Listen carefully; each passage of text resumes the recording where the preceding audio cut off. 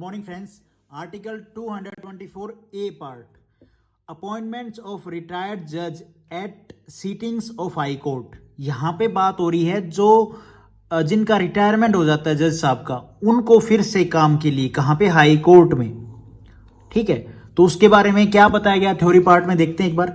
Not with standing anything in this chapter, the National Judicial Appointments Commission on a reference made to it by the Chief Justice of a High Court for any state may with the previous consent of the President request any person who has held the office of a judge of that court or of any other high court to sit and act as a judge of the high court for that state and।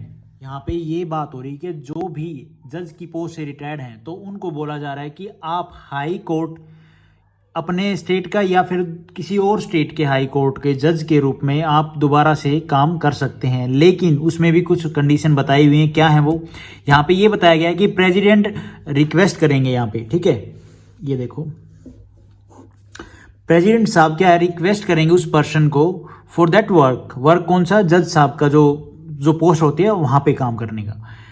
दूसरा क्या है कि भी अगर वो करते हैं तो president decide there salaries and allowances, भाई जो भी फैसिलिटी उनको देनी है, अब उनको वो वाली फैसिलिटी नहीं दी जाती है जो एज ए परमानेंट जज वहाँ पे काम कर रहे होते हैं। ठीक है, अदर हाई कोर्ट में या फिर वहाँ पे अगर पोस्ट पे नहीं है कोई जज या जो भी अदर लोड पड़ रहा है वर्क का, तो वहाँ पे जो परमानेंट ऑन ड्यूटी होते हैं, परमानेंट होते हैं, उनके जो सैलरी अलाउंसेज होते हैं वो नहीं दिए जाते हैं, इनको कम दिए जाते हैं, क्योंकि इनकी वजह है कि ये पेंशन भी तो ले रहे होते हैं जज साहब की रिटायरमेंट के बाद। तो इसीलिए यहाँ पे क्या है, प्रेसिडेंट साहब इनको रिक्वेस्ट कर सकते हैं इस पोस्ट पे काम करने के लिए, लेकिन कमांड नहीं दे सकते कि भाई आपको कंपलसरी है, करना ही पड़ेगा। तो ये चीज़ नहीं होगी, नॉट कंपलसरी जॉब होती है।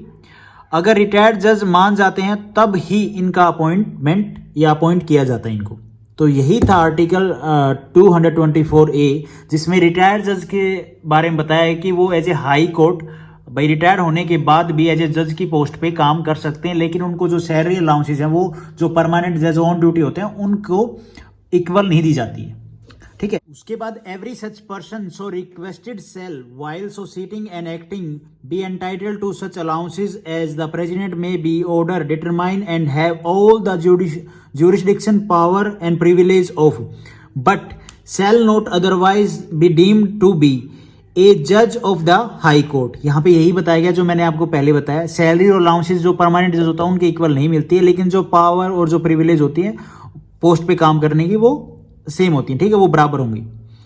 दूसरा क्या है, यहाँ पे एक कंडीशन भी दी है, provided that nothing in this article shall be deemed to require any such person as aforesaid to sit and act as a judge of that high court unless he consent to। वही बात कि भाई वो bound नहीं है उस काम के लिए, प्रेसिडेंट साहब ने ऑर्डर दिया है कि आपको करना ही पड़ेगा, नहीं वो कमांड नहीं कर सकते, वो रिक्वेस्ट कर सकते हैं। ठीक है, जो रिटायर्ड जज हैं उनके लिए वो कंपलसरी जॉब नहीं है, अगर उनका मन करता है तो वो उस पोस्ट पे अपॉइंट कर दिए जाते हैं, जज वाली पोस्ट पे। ठीक है, और उनके जो सैलरी अलाउंसेज हैं वो आपको पता ही है, वो जो परमानेंट जज है उनके इक्वल नहीं दिए जाएंगे, अलग से उनका कम होता है थोड़ा सा, क्योंकि वो ऑलरेडी पेंशन ले रहे होते हैं। तो ये था article 224A। Thank you for watching this video.